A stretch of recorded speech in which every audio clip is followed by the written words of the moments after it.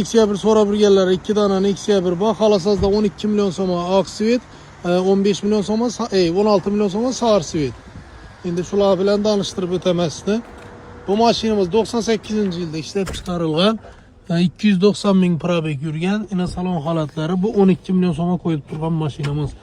Bilesizler bunday maşinlarning motoru yaxshi, lekin kuzu bazgina mehnat talab.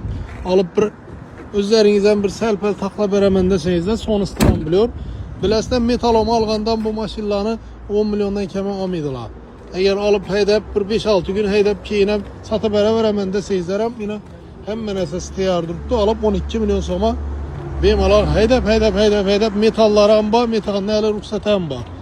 Keyinki maşinimiz Sarsivit 16 milyon soma 97. yılda işlep çıkarılgan. 200 binden ziyad yürüyen egens. Özü 22 milyon somda duruydu. 16 milyon som aksiya koyuverdik. Bu narxla en ahırkı narx. Bundan başka düşüp olmaydı. Dostlar şunun için kaytılamı, arzarak berelemi deyen savallarını verip oturmanlar. En ahırkı narx bular.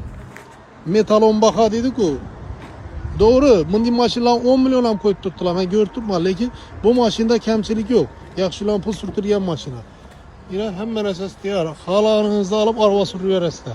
Birisi 16 milyon, birisi 12 milyon son. Geleveresizler hoşnut haftada duradı.